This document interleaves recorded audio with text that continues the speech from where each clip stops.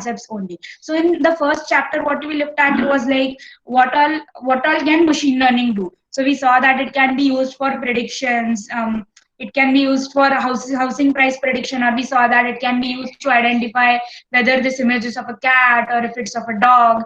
Then we saw sequence prediction, we saw style transferring. So we saw some of the models or some of the methods in which machine learning can be implemented or understood. And then we also saw a little bit about supervised learning, unsupervised learning.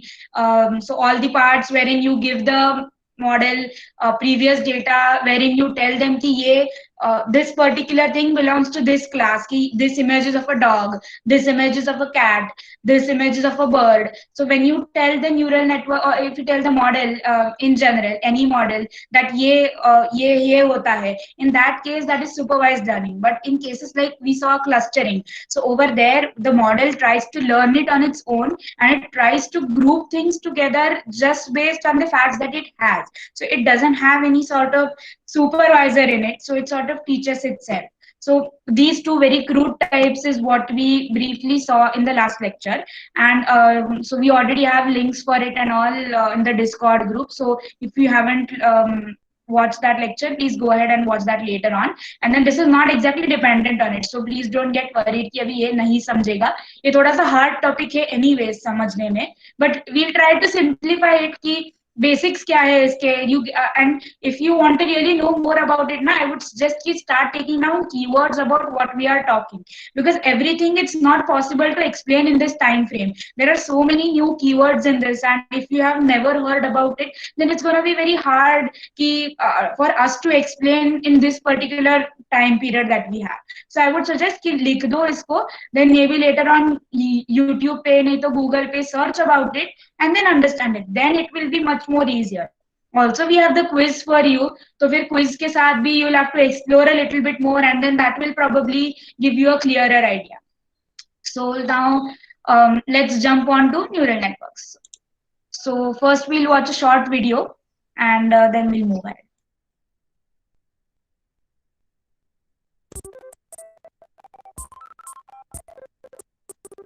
Hi, I'm Nat. And I'm Lo. And this is our 20% project, where we go find out about different Google stuff we're curious about. Last year, we got to make a documentary about how voice search works. And that was the first time we heard about something called machine learning. Since then, we've been kind of fascinated by it. So today, we're talking with Greg and Chris to learn more about it.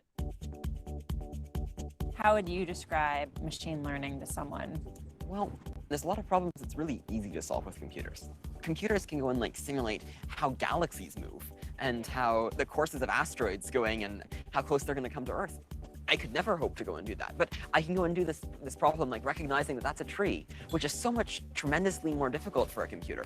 It doesn't feel like intelligence to us because it's so effortless as a human being to do it, but for a computer, it's actually really hard. Because the real world is kind of messy and unpredictable at times. The strict logical rules that go into traditional programming just don't work. Instead of going and writing programs that solve the problem, we write programs that learn to solve the problem from examples. And it's this process of learning that allows them to improve over time and to actually be more clever than they would be if we wrote down a very rigid set of instructions for them to follow. Machine learning is in so many different things that we use today that it's kind of like this invisible magic ingredient. Phones with the ability to understand human speech. Machine translation, email spam filters. When you go to the ATM and you give a check and it can read the handwriting.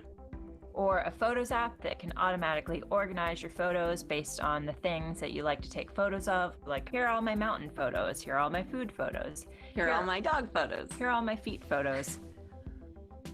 Everything from facial recognition to going and trying to recognize whether a particle is present in a particular collision at the LHC. Which we would just like to take a time out to say is that big tube in the ground over in Europe that smashes particles together at really fast speeds so that scientists can use that information to unlock the mysteries of the universe, among other cool things. Now back to our episode, because I am getting really dizzy doing this. Ooh, ooh. So researchers and scientists are still experimenting and trying to find the best ways to teach computers how to learn.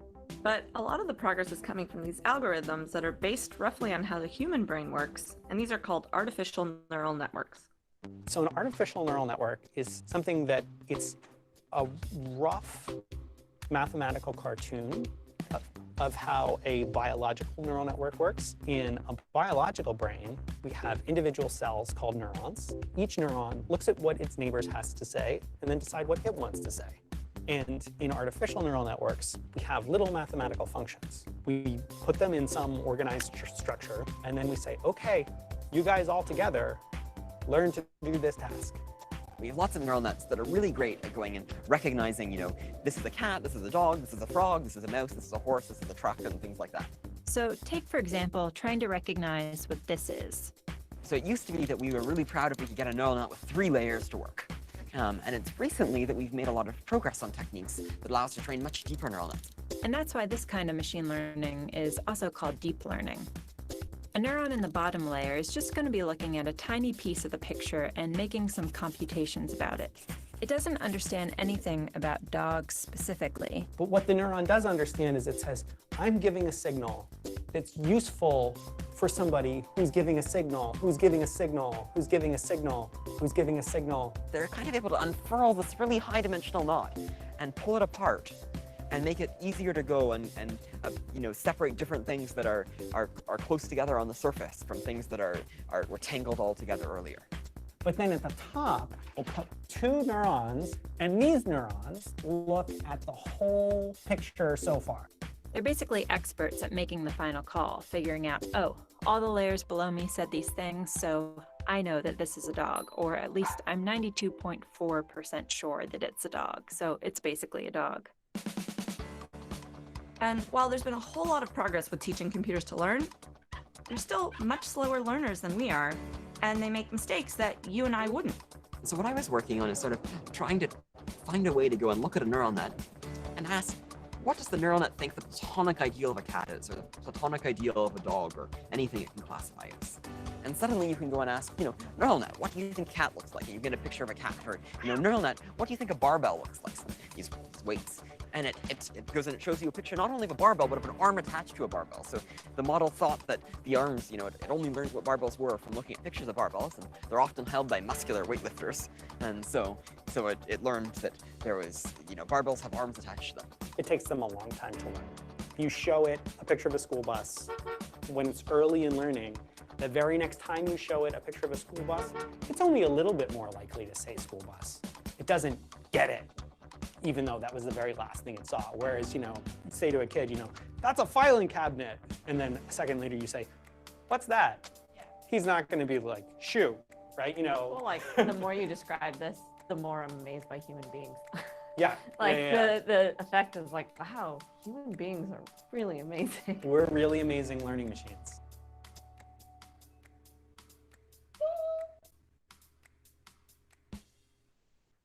Oh.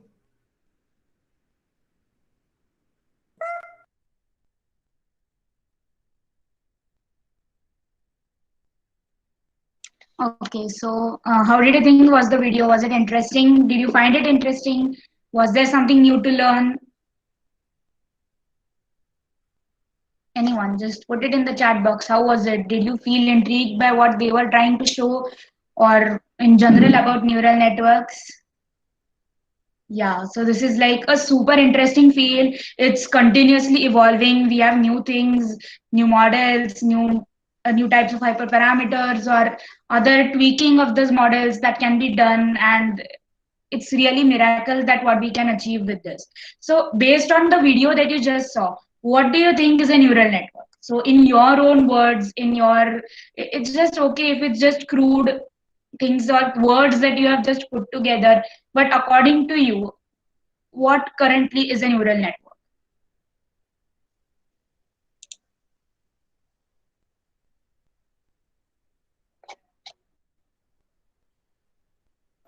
Like layers of tasks are done so that they can mimic the human brain or the intelligence. Yeah, absolutely.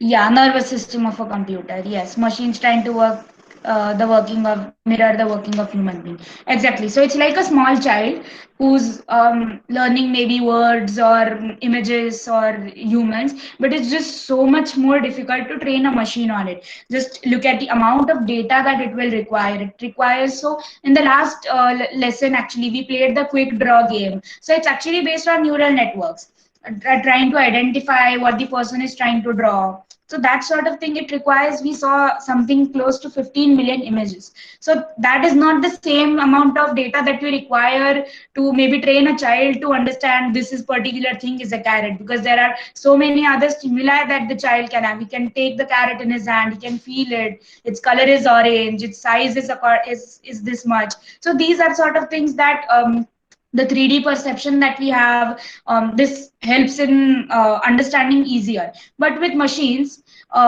they don't understand it so well as us. So we need to have a lot of data for that. So just as we saw, if you have maybe like a cat who's like the fur is like goldenish color, and maybe most of the training images of golden color are of dog. So that way the neural network is going to be confused while predicting. So many a times what neural networks predict is a probability of a particular class, because so the neural networks can come under both supervised learning and unsupervised learning, depending on how you implement them. But most commonly, they are used with supervised learning. So what you do is you give them 8-10 classes. So you can have like a lion, a tiger, and maybe a cheetah, hyena, and things like that. So you have maybe 8 to 10 classes, and then individually it tries to predict with probability that this is tiger with 80% accuracy, a lion maybe with 2%, and then rest others with even less than 2. So that sort of thing is what neural networks usually do, but they can be used in many different ways. Okay, we have a question here. What is the reason did they give to justify why it's also called deep learning? Yeah, so deep learning. So yesterday we saw, day before yesterday we saw that AI is the subset, the superset of everything. Under that we have ML, and in that we have deep learning. So deep learning is like a specific sector of machine learning, wherein you have networks. So a small neural network comes under machine learning, but a neural network having a lot of number of neurons, many layers of such neurons, and other complex architectures that are possible, that particular thing is called a deep learning. It's just like, because we are going in depth of it. So deep learning neural networks, or DCNN that we call, so deep learning neural nets are have better accuracy, but the thing is that they are pretty complex. So they're difficult for beginners to understand, and difficult for the machines for computation as well. But they are one of the most upcoming fields in under machine learning, and that they have a lot of prospect for all the future work as well. So anything that you see, so we just take it so granted that we have our mobile phone and we just point it out towards a tree, and then the Google lens in it can identify that it's a tree. But we don't often understand that how much amount of data has been given into it so that it can understand that it's a tree. So the main purpose of this is to learn about how neural networks can classify a tree. Yes, it's exactly like AI has a nervous system, wherein each part, so as they show, as we saw in the video, so a neural network has many number of neurons. So neurons are like individual parts or small subsystems, we can say, whose basic task is to just perform mathematical functions. So a neural network can have input of cat, dog images, or sometimes you can use a neural network to train it on images of maybe say landscape and seascape. So maybe you have use of land and sea. So the same neural network with a different parameters, with a different set of features, can be used to identify that as well. So it's like a child, and whatever you give as input to them, then they will give prediction according to that. Okay, so according to the video and what I have told you till now, what do you think can a neural network do? Do you have any more ideas that this particular task can be achieved by neural networks, or any example that you have come across, or maybe it has come to your mind right now? So what can a neural network do? Any idea? It's okay if you go wrong. We are all learning here. Recognition of pictures, exactly. For image recognition, typically there is a type called convolutional neural network. So if anybody wants to search more ahead on image recognition, they can go ahead and see CNN or convolutional neural networks, typically used for recognition of images. So dog, cat, or ball, bat, that's all CNN. A very specific branch in MS for Neural networks can neural also networks. be used for time series prediction, like Yeah, stopping exactly. Time hallucinations. series. Yeah, exactly. Time series prediction. Actually, the project that I'm working on for final year, it requires the exact same thing. It requires time series prediction. So that is also a very nice use of neural networks. It's a very upcoming field, time series networks, for understanding time series data. So it's good that you have heard about it.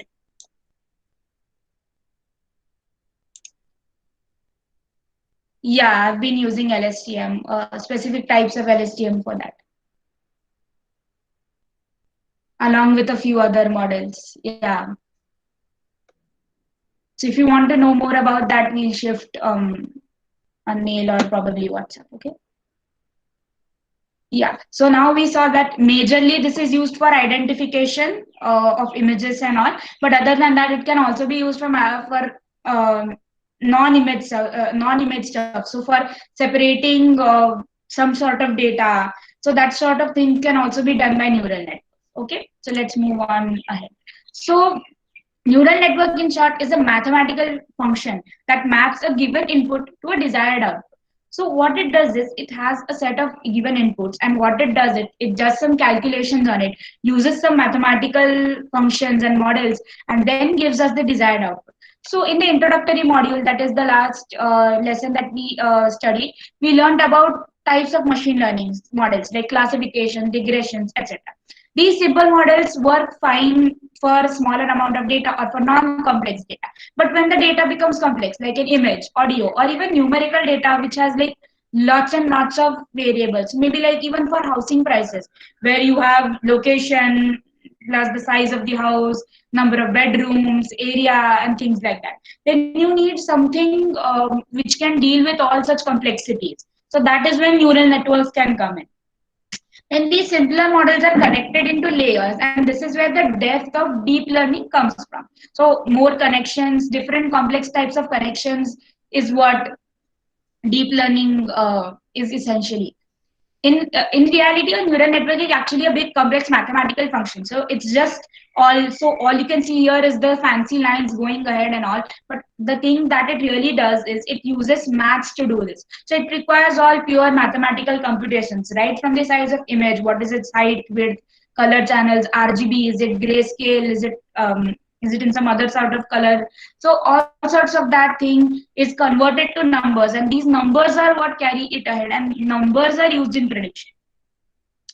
So like any other machine learning system, a model is actually trained with data that is fed into the model, and then it attempts to make a prediction. So it's like 20% dog, 80% cat, if there's just two classes. So things like that. But at first, the prediction will essentially be garbage because it goes on wrong. Because as that in the video that we saw, the guy says that if you first show it to a child that if this is a cabinet, then he'll not be able to predict it in the next go itself, right? So it's the machine will also take time, probably more than the child. So the first prediction is mostly garbage, or sometimes by fluke it's correct, but the feedback is used to improve the model. So there are another class of neural networks wherein in every layer, whatever findings are done by that layer or wherever it is going wrong, it uses that data to understand and train better in the next iteration. So once the prediction quality is sufficiently good, the model is tested with newer data. So it had 10 different cat images and 10 different dog images. And then now you put in a different dog other than the ones that it has trained. And this training data set should be really, really big. 10 is just like a very small version of it. Okay. So the model is tested with new data and it makes a prediction based on what it learned with the training data. So what this diagram doesn't show is how each neuron is able to learn and improve based on the feedback. While you're looking at this, video-ish thing or GIF, it looks really well. But what it underlying mechanism is about how which neuron learns is not easy to show, and that's why it cannot actually be shown in such a graphical way. So let's look more deeply at how a neuron is able to make a decision. So what over here we have perception of an artificial neuron. So we know that Vara will I'll tell you more about feedback later on. Most of the people might not be able to understand how that sort of feedback is given from one layer to another. So there are many functions to try and catch the loss or how bad your model is performing, and then depending on that there are parameters which you can adjust, and that sort of way the feedback is given. Okay, so if you want to know more about it, you can search about feed forward neural networks as well. It should give you a good idea about it. There are a few other types as well. So if you want to know more about it, we'll shift it offline. Okay, and so here we have a neuron. We give the input to the activation function. So actually, the most important thing in a neuron is essentially this activation function. So in our brain, there are lots of neurons and those biology things that they have. But over here, for the machine learning neuron that we are talking about, so it's essentially, it's a function. So every time an input comes to it, it makes some sort of decision. Should it be fired? Should it be active? Or should it not be active? So this decision is what makes each and every case different. So sometimes, so just to give you a very simple case, so if you have a function which says like if the value is greater than 0.5, say any value that you have coming is greater than 0.5, light up. If it's not, don't light up. So that's yes or no. So that's a very basic way of telling what an activation function is. So we apply an activation function to a neuron. This is the mathematical way of setting the threshold or sort of like the condition for activating a neuron. So as I said, if the value is greater than 0.5, then do this or that. So that sort of way.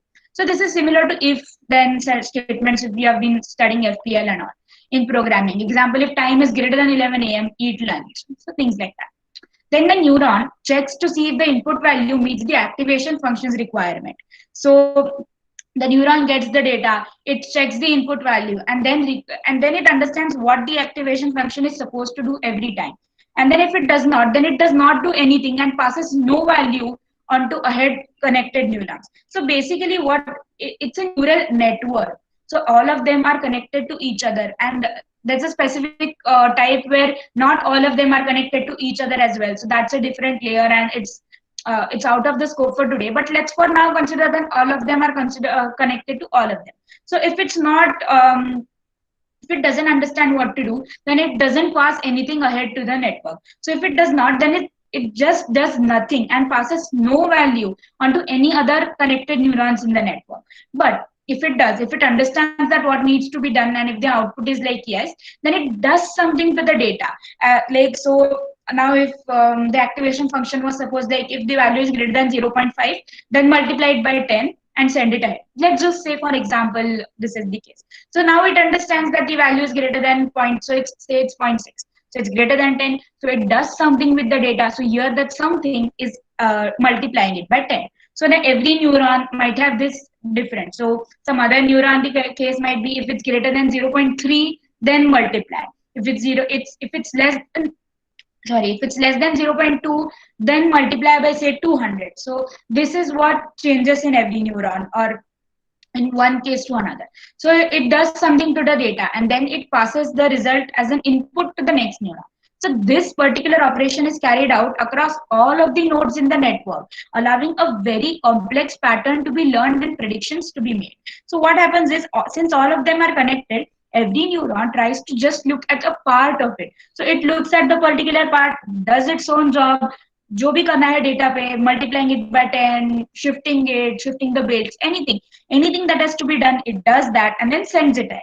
Such way, पहले के input layer से all the information starts coming in, and then in the final layer, some consolidation is done and the output is given. Now let's look at some examples to be more clear. Okay, so here the input given is number 5, is the input to this neuron. Then the neuron's activation function has learned to check if the number is less than 10. So the input passes the test, and so the neuron is activated, or we can say it's fired. Then this is one of the simplest forms of neural network. It's effectively the same as linear regression or fitting a line to a data. So we can say that neural network can be used in both linear fashion with such simple activation functions, or in a much complex non-linear fashion as well. So this is a very crude example of input 5 coming in, and if it's less than 10, just pass it ahead without performing any function. So there are many things that can be done over here. So we have a little complex example now. The input to this neuron is an image of the number 7. And the neuron's activation function has learned to check if the image has a curve. So this is typically used for identification of handwritten digits. So 8, 9, all these things, or zeros, probably 5, or if you draw 5 that way, then 5, 6, they have curves in them. So the first thing, so what these layers do essentially is that, let's take an example. Handwritten images you have coming in. So the first layer, with what it will do is probably it just checks that इसमें curve है कि नहीं. So if it's a 7, इसमें curve नहीं है. So it says no, does not activate neuron. But if there's 8 as input or 9 as input, then that particular one will be fired. That particular neuron जिसको 8 input जा रहा है, वो neuron will be fired again. Why does it get fired? क्योंकि इसमें curve है. वैसे अगर उसको input अगर 9 दिया, then also it will be fired because 9 is also a curve. So essentially what that layer is doing is finding out curve है कि नहीं. तो curve वाले एक साथ आ जाते हैं, not curve वाले एक साथ आ जाते हैं. Okay, done that. फिर उसके आगे 8 को identify करना and 9 को identify करना, इसमें भी दोनों में differences है. So probably in the next layer, what it can do is, दो उसमें circles है कि नहीं, it can check. If उसमें 2 circles है, it's more probably an 8. But उसमें एक ही सर्कल रहेगा, तो it can be a 6 or it can be a 9.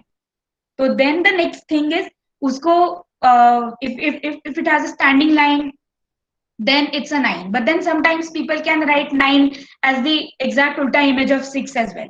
So that case is pretty confusing. So look at the complexity that it can be कि एक layer का काम क्या क्या हो सकता है. It can be right from identifying a standing line, sleeping line, or a curve in that image, or a diagonal line, or to be a little bit more complex, maybe finding the beak of a bird, or maybe finding the feather, or finding the eyes in the image. So every layer can have its own particular job, and a layer can have many neurons, is what I'm trying to say over here.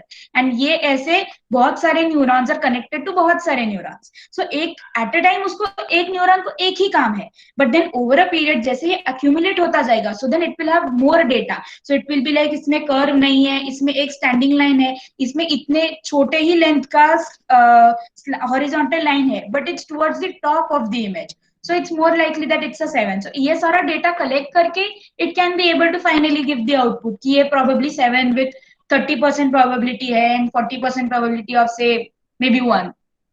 Okay, so is this becoming too hard to understand, or are you guys थोड़ा तो idea आ रहा है कि what all is the purpose और वो क्या कर सकता है?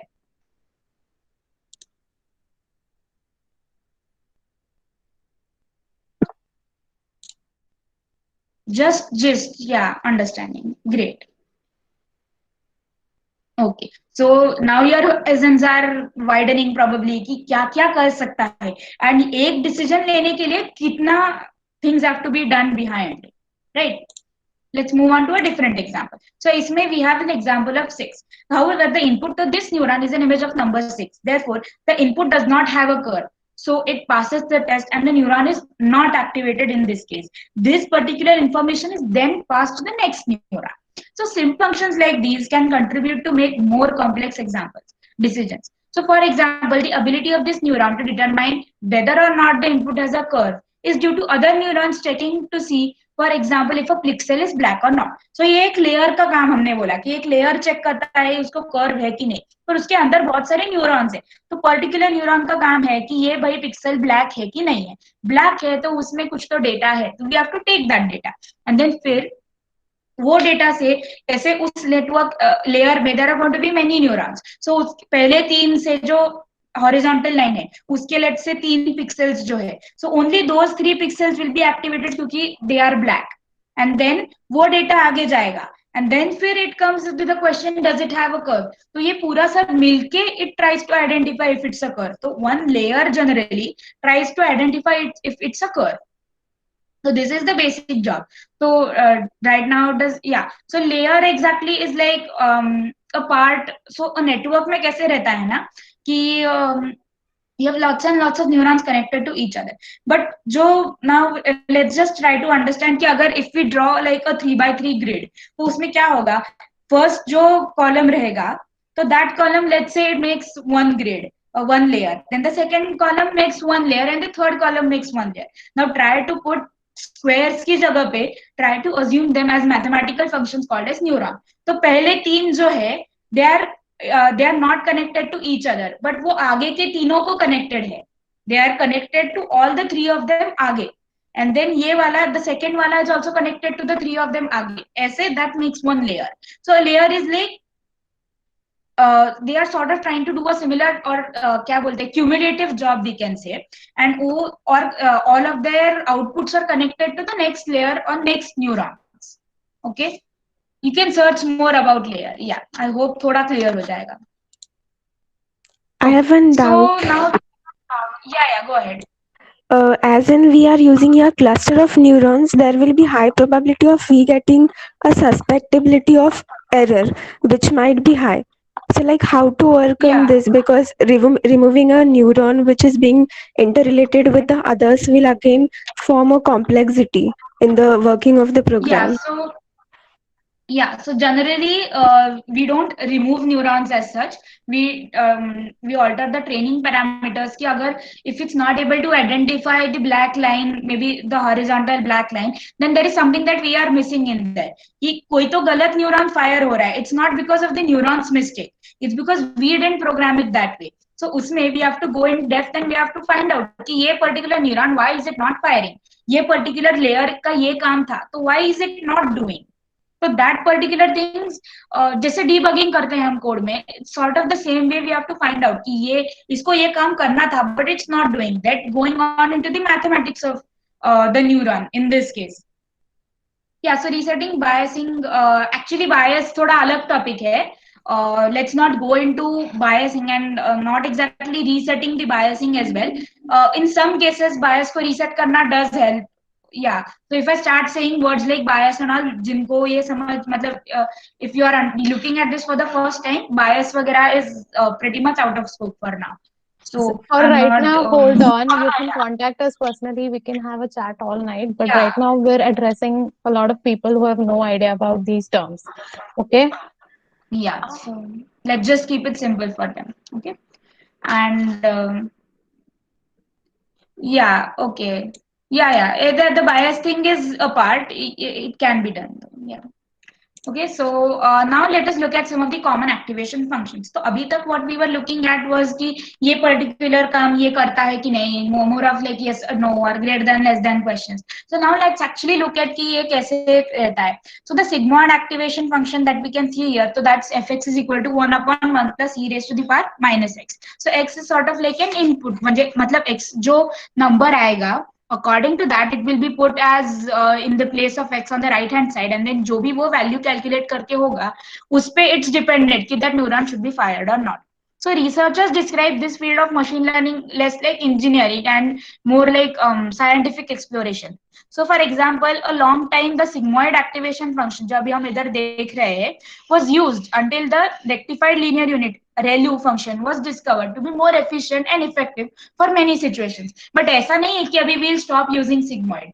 So for some cases sigmoid is good, for some cases ReLU is good. So नीचे we can see that ReLU or rectified linear unit is an activation function often works a little better than smooth function like the sigmoid. So इसमें क्या है?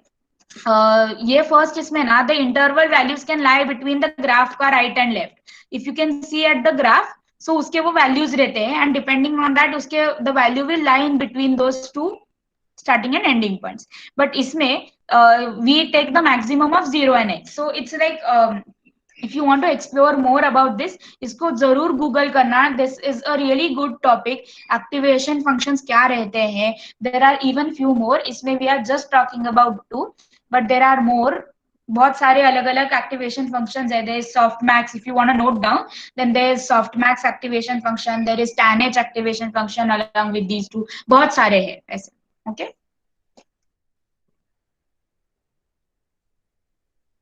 ML requires a good understanding of integration. Is it true?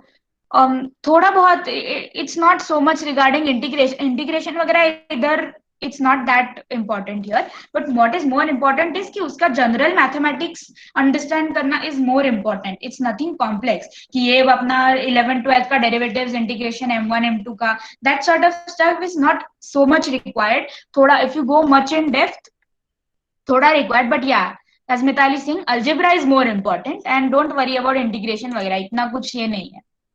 Okay, so it's not necessary to know all of the mathematics behind machine learning in order to use it, but we have shown it here to reinforce the concept that machine learning is at core a complex mathematical function that is trained to do well on a particular goal. Okay, so that was all about activation functions.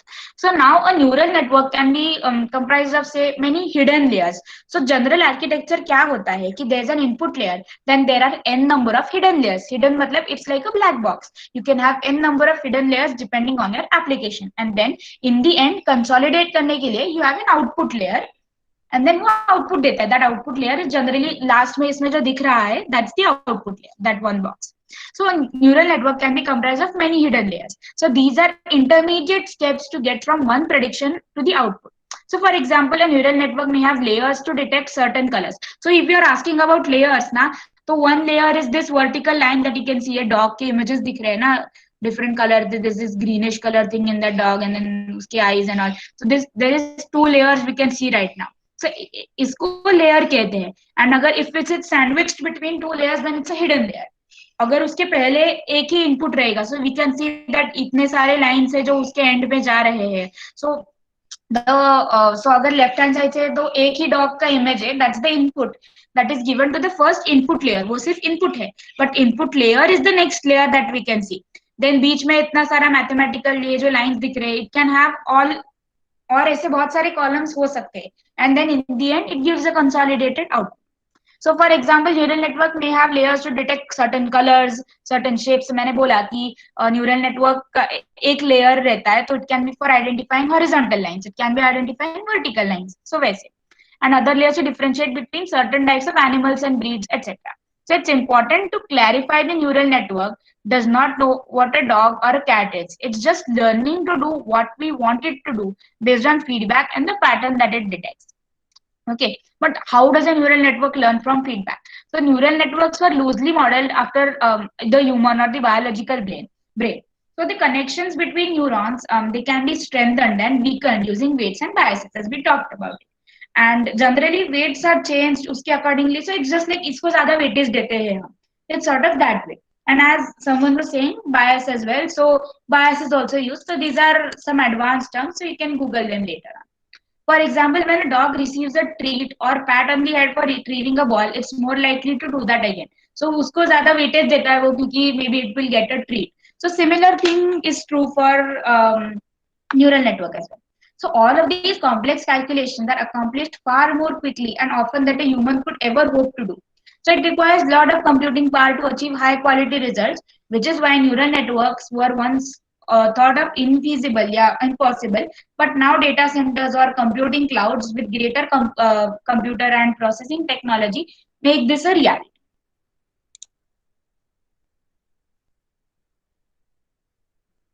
Okay, so Mithali will take over. Just a second, all right? Yeah, okay. So what we're going to do now in the second half, we're going to play around in TensorFlow Playground. Okay, we're going to understand how the data is structured or how the data is classified in neural networks. Okay, how the neurons basically work. So I'll give an introduction about the TensorFlow Playground, and I'll send a link in the chat box where you can go and where we'll be exploring most of the second half of this session now. So machine learning is typically implemented using programming languages like Python and R. So specifically at Google with libraries like Scikit and Theano, and TensorFlow. These libraries exist to make machine learning even easier. So we don't have to write a lot of code to perform small activities. All right. So for those of you who have not written code yet, there are APIs offered to make machine learning an option for you. So in this session, we're going to use TensorFlow Playground, a tool for exploring and learning about machine learning without the need to write the code. Okay. So moving on. Yeah. So while your goal with machine learning may be more interesting, like which of these X-rays contains evidence of cancer or doesn't contain evidence of a tumor, maybe, we'll start simple. Your goal is to separate the blue and the orange dots. So can you do this with only one line? The question is, can you do this with only one line? Can you separate the blue and the orange dots with just one line? Answer in the text box, guys. Yes. Okay. How, Srushti? How can we separate it with only? Yes. Make a circle. Yes, Pranjal is correct. Yeah, correct. A circle, right? So in order to successfully split the orange and the blue dots, we need a circle, right? A circle which can be made by combining a bunch of lines and functions. So neural networks can be built to solve such complex nonlinear problems. So while you can see the output on the 2D graph, the effectiveness of the model is measured with loss. Now, what is loss? Loss is the difference between your model's prediction and the data. In general, the lower the loss, the better your model. Okay, we want to minimize our loss, right? We want to minimize the difference between what we expect as an output and what our model has predicted for us based on our data. So our aim for training a model is always to minimize the loss, increase the accuracy, and better our prediction. Okay, moving on. Yeah. So on your left, you'll see your features. Features are the information drawn from your data examples, which distinguish one example from another.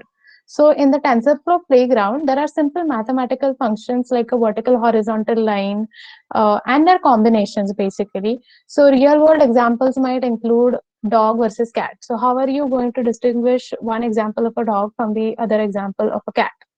Come on. On what lines will you distinguish a dog and a cat? Size. Absolutely. And what more features can we use? Sound, whiskers, yes. Length of tail, maybe ears, body structure, yes, correct. Okay, how about classifying numbers? How will we distinguish numbers? Curve, yes, correct. Yes, correct, Aishwarya. Curves, number of lines, yes, absolutely correct. Okay, how about video recommendations? How will we distinguish that?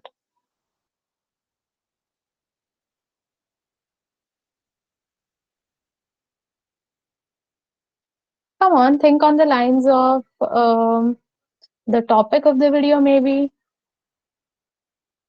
We can use that, right?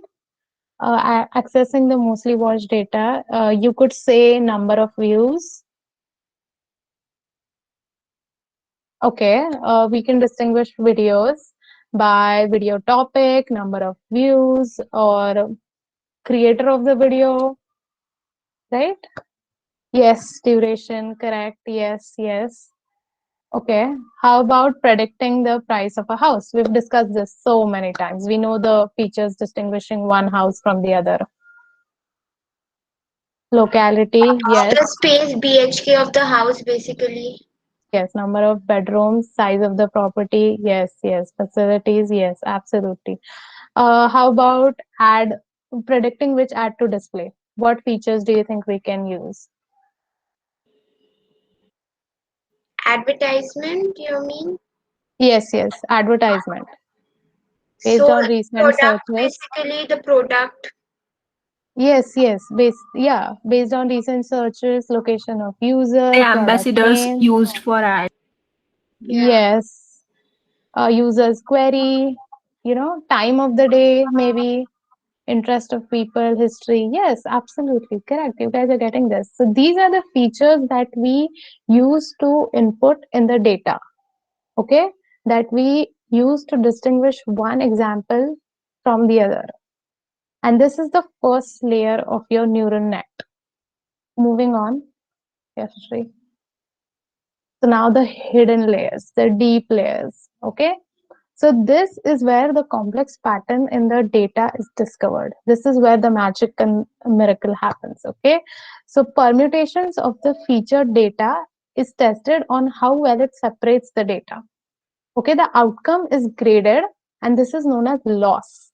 So I want you to write this keyword called loss and Google it whenever you have the time. And this loss is used as a feedback to improve your model, right? We want to minimize our loss. So higher the loss, the bad you've trained your model, right? So there are some rules of thumb for crafting neural networks, but it's not likely that I could tell you before what the right answer is, right? So a high quality neural network takes experimentation and iteration. Okay, you go over the cycles of training your model again and again and again to minimize your loss, and inputting the right features, adding neurons in the hidden layers, maybe adding more layers, subtracting some layers. So it's a cycle of iteration. So Yashashree, I want to demonstrate the TensorFlow playground. Can I share the screen? Yeah, I'll stop just a second. Yeah.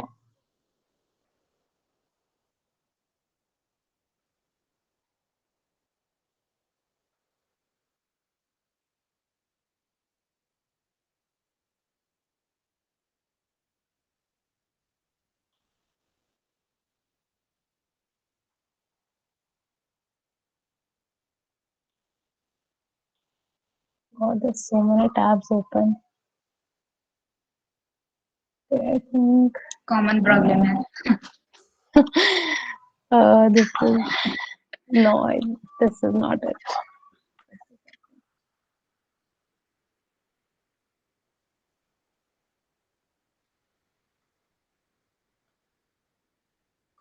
Yeah. Excuse me? Yeah, go ahead. Yeah, actually, Yeah, go ahead. I have just joined today and I am a bit lost as to what is going on about neurons. Could you please just give a brief of a minute? That's all. I won't take much. Oh my God. Explaining neural nets in a minute. Yes, Yashashree, this is a challenge for you. Okay, so okay, really challenging one. So it's like there is just like your brain is able to identify images and classify them, we can make machines to classify them. इसके लिए we require small mathematical units, which here are called neurons. Every neuron has a particular job that it has to do. उसको pre-program किया जाता है according to an activation function that is there. So activation function is basically like कुछ तो decision लेना है depending on the input that it has and उसके preset parameters कि ये होता है तो ये करो. उसके accordingly it takes that input, it modifies it a bit and passes it on ahead. ऐसे there are lot of neurons, उनका एक पूरा layer बनता है, network बनता है, and that's why it's called a neural network. उसके end में उसका output जाता है, उसका सारा cumulative output and उसका cumulative overview is taken by the last layers and उसके ऊपर output is given. Oh, okay, understood. Yeah. Okay, can everyone see my screen?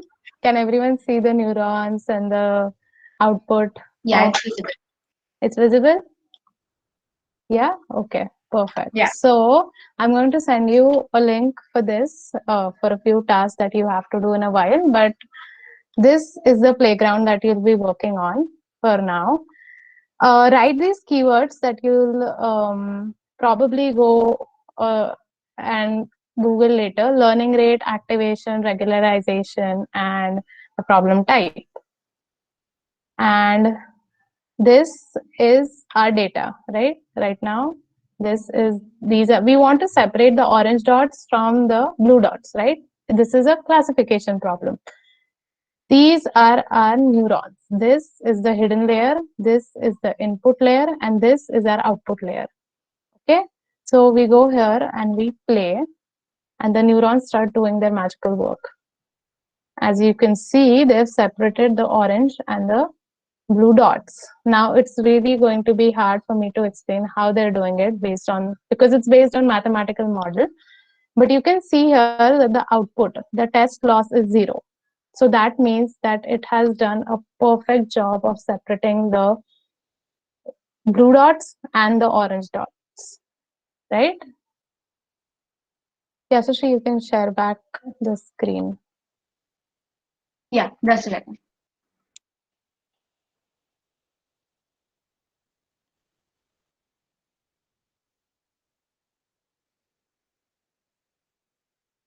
Yeah, it's the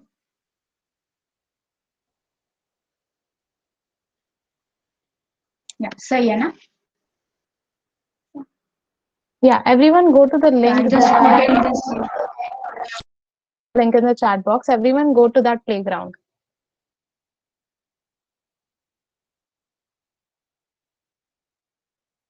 Can everyone see neural networks playground exercise? Just give a thumbs up if you can.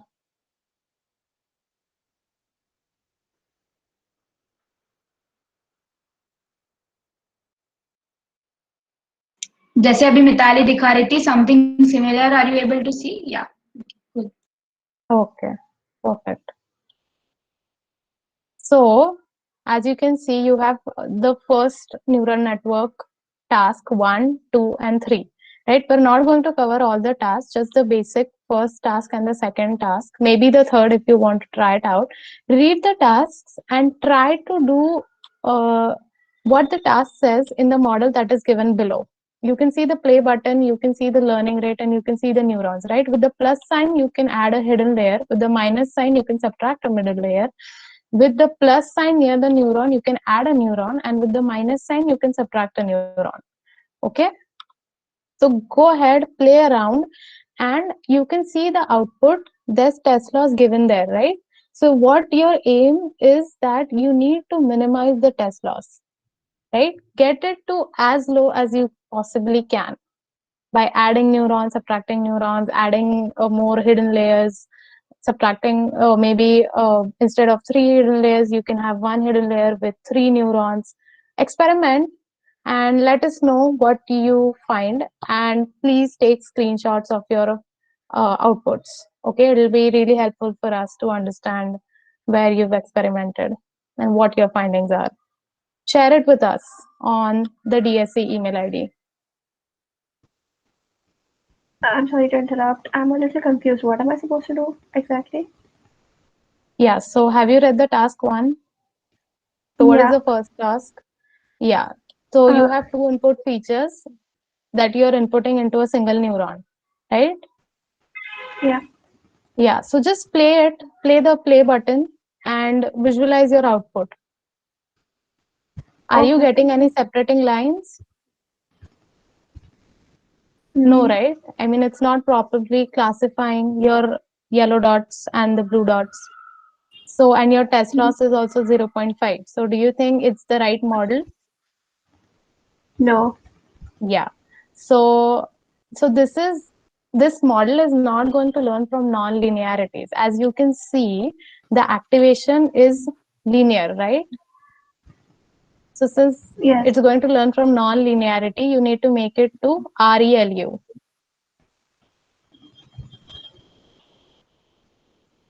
It's a non-linear activation. So in task 2, you can add number of neurons in the hidden layer. So hidden layer, you can add 1 or 2 neurons and try testing it again and see what kind of separation do you get. Just play around with it. सब concepts नहीं समझ में आए तो भी चलेगा. Just see क्या change करने के बाद output में क्या changes होता है. This is a good way to just visualize it, you know. I'll share my screen probably. Yeah, I'll stop sharing this.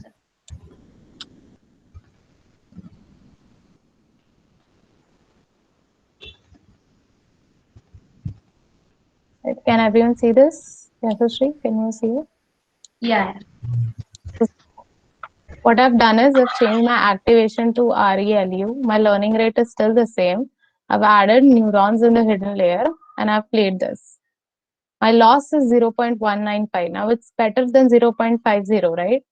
So this is the classification that I'm getting, separating the orange dots from the blue dots. So try playing around here. And you can add one more neuron, play. Are you getting a better test loss? Nope, still the same. You can add maybe one more hidden layer, neuron. No use.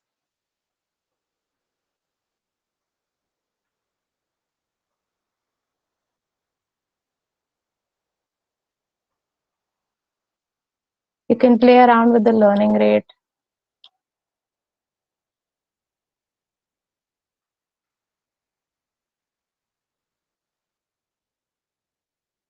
See, now the test losses come down to 0.193 instead of 0.195.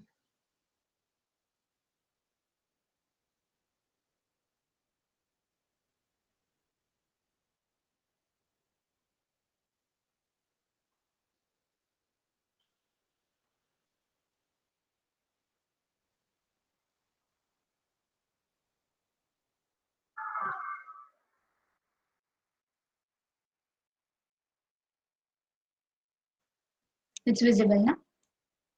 Yeah, it's visible. Yeah, I'll go ahead.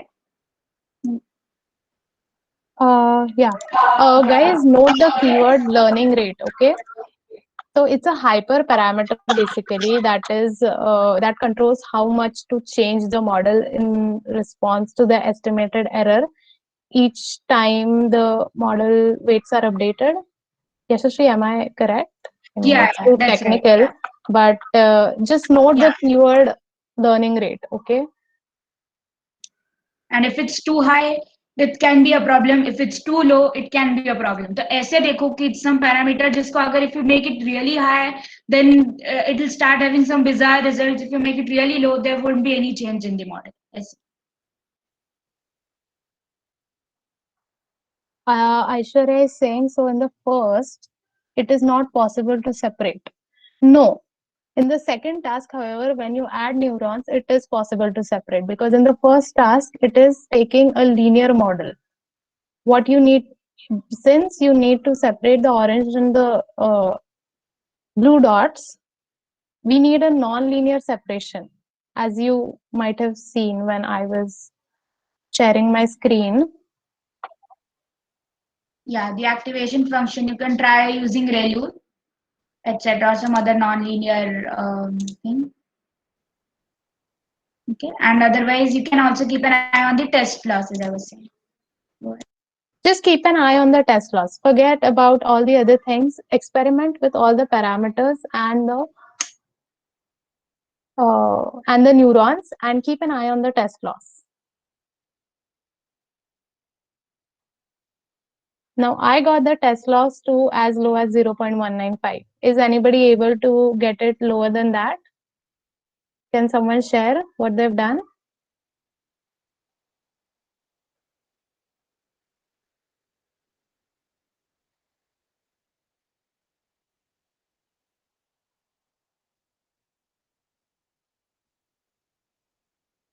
I have 0.176. Yeah. What did you do? Come on, guys, share your findings. So I have one hidden layer. Yeah. With 3 neurons. Yes. And learning rate is 0.003. Yeah. ReLU. Yeah. L2. Yes. And 0.001. Perfect. So what you need to do now is keywords note karo and find out what you've actually played around with, what parameters you've actually changed, and why they have worked for this, why they've worked particularly to lower your test loss. Okay. Yeah. Anyone, Janvi, Who shared right now their findings? Aprajita. Yeah. Rutuja, Sanskruti, can you share? Or was it the same? Srushti, Simran?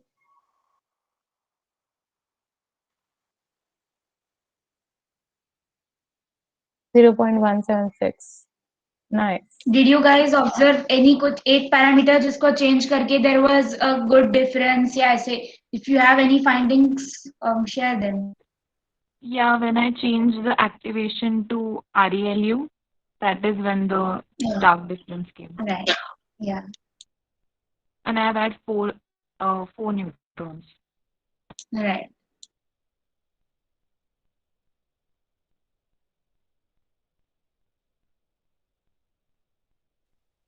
So in real life, we change these sort of parameters, and then uske baad every time we check the testing ka loss, and then depending on that, we reconfigure and make changes in the model again. It's an iterative process, guys. You can never in the first shot come to the right output and get the best test loss. Absolutely. We learn as the model learns. That's the motto. Okay, so now we're going to explore another website. In this experiment, we're going to use Teachable Machine, okay, which is another online machine learning tool. I'm sharing the link with you. You guys can visit the website.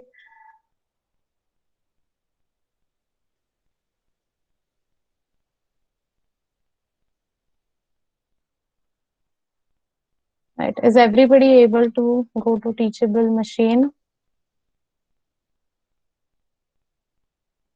Yeah. It might take some time to start to load. So just थोड़ा सा patience रखो. Maybe कहीं इस पे because of your network थोड़ा time लगता है load होने में.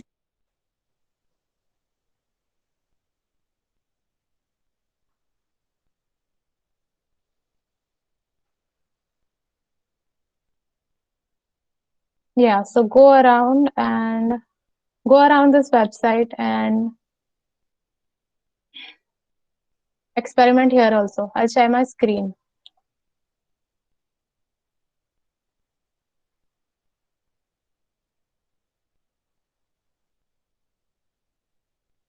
Yeah, can everybody see my screen?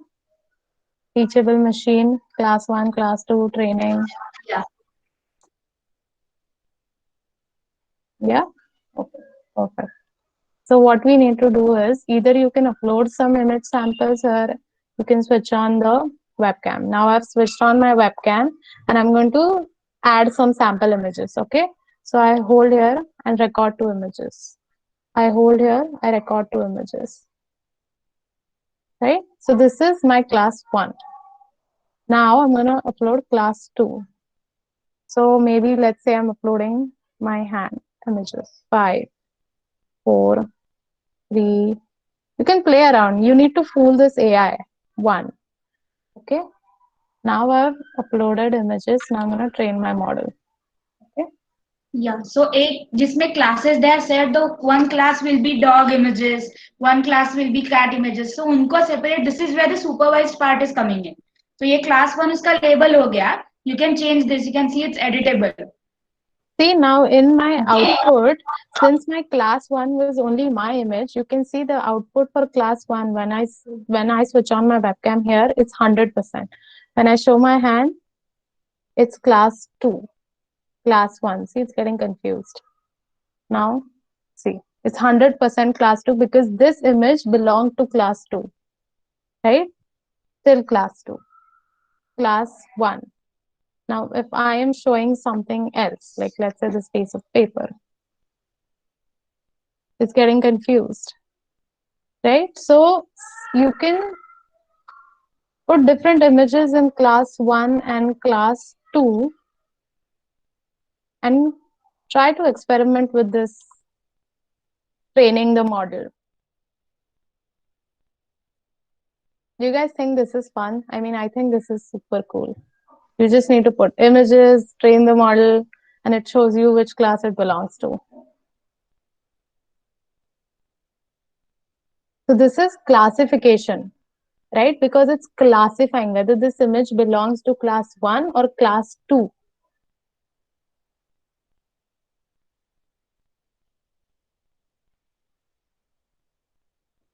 Yeah, Yashri, I think you can share back the screen.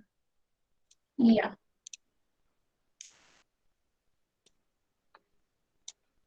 See guys, there are lots of resources online that you can play around and experiment with. What we showed were just one or two out of the millions. Okay. I think we've come to an end of our session. And can we go to the review slide? Okay. What is neural network? Who can answer this now? We're going to do review today. We have time.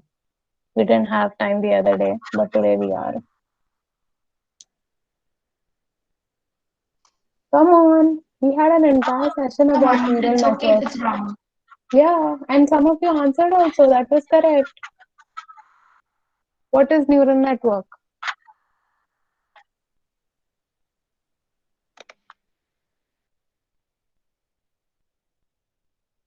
They're computing systems mainly working on the way human brains usually work and get outputs. Yes. When is it useful?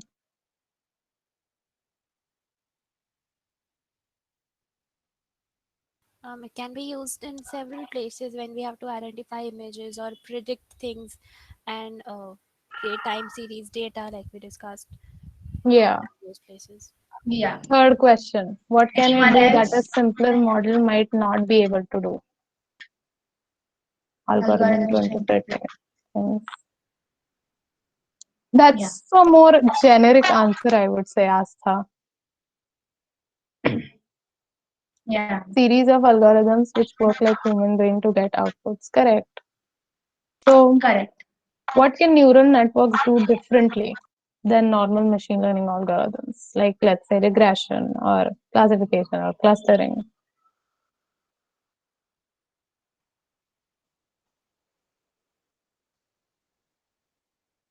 Yeah, that's actually a very good point. They're non-linear. Yes, absolutely. And now the last question. What is the limitation of neural network? Used for cancer detection. Yes. Distinguish things. Yes. Connect information. Yes. What are the drawbacks of neural networks? Its dependence on hardware. Yes. I'm sorry, I didn't get you. What did she say? Its dependence on hardware.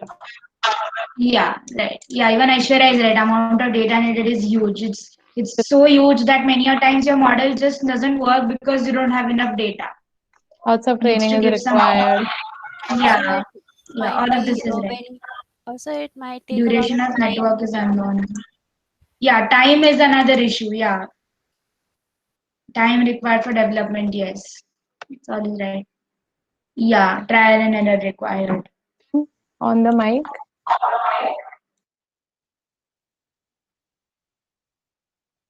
I believe Pranjal was saying something. Pranjal? No, I wasn't. I just answered and then it's done. Okay. So basically the data and computational power required is a lot.